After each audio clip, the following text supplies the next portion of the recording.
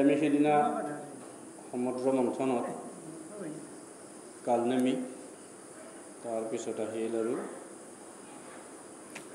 পূৰ্বক্ষী মানে হেৰিছে অপ্সৰা এটা গতিকে এইখিনি অহাৰ পিছত হাহাকাৰ লাগি গৈছিল দেৱতা আৰু দৈত্যৰ মাজত। গতিকে আজি তাৰপিছত আমি আৰম্ভ কৰিম সমুদ্ৰ মন্থনত লক্ষ্মীৰ উৎপত্তি, দেৱাসুৰৰ কামভাৱ আৰু ব্ৰহ্মাৰ দ্বাৰা লক্ষ্মীৰ স্বয়ম্বৰ।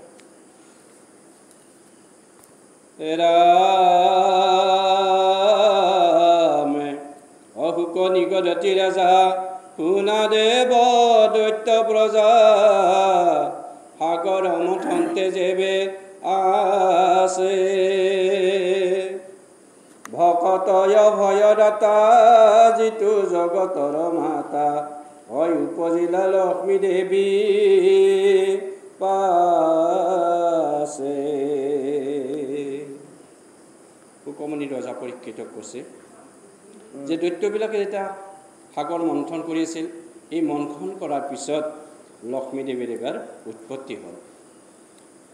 ৰামচন্দ্ৰৰ উপমা মুখ দেখন্তে নয়ন সুখ কেশে আছে চামৰক জিনি ৰুচিকৰ কৰ্ণতলে ৰত্নৰ কুণ্ডল জলে অকোমল লচনি মধ্য খিনি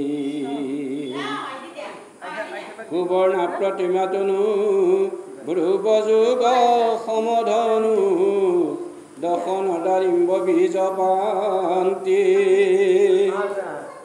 নাখা যেন তিল ফুল বিম্ব ফুল নুহি তুল অৰুণয় ধৰে কৰে কান্তি।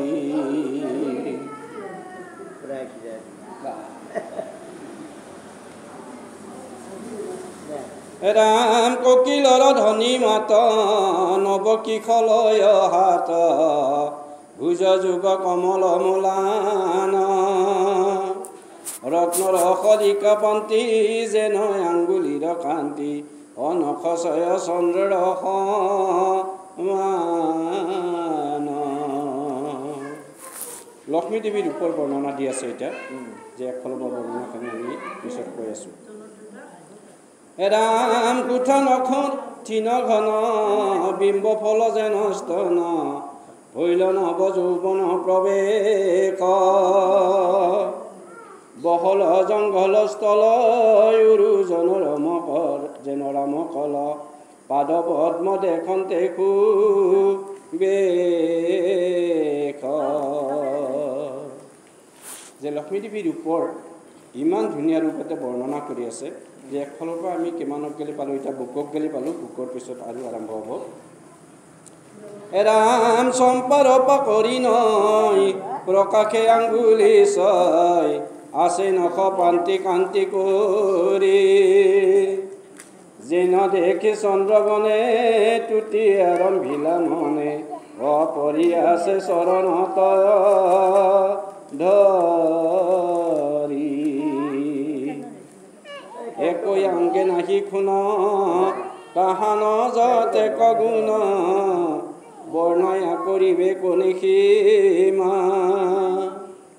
ত্ৰৈলোক্যৰ ৰূপ মানে যেন থৈলাই কথানে অসাজি বিধি মোহিনী প্ৰতিমা। যে ইমান সময় আমি লক্ষ্মীৰ ৰূপৰ বৰ্ণনা দিছে, যে ৰূপৰ বৰ্ণাৱলী দিয়াৰ লগে লগে আমি এটা কথাই মন কৰিব পাৰোঁ যে এজনী ধুনীয়া ছোৱালী দেখাৰ পিছত তাইৰ ৰূপটো কেনেকুৱা নহয়, কেনেকুৱা ৰূপ আহে। গতিকে সম্পূৰ্ণ ৰূপখিনি যেনেকৈ আমি একফালৰ পৰা যদি বৰ্ণনা কৰিব যাওঁ সেই কথাখিনিকে ইয়াতে দিছে। এতিয়া এই মথনৰ পিছত লক্ষ্মী হ'ল কি? এইবাৰ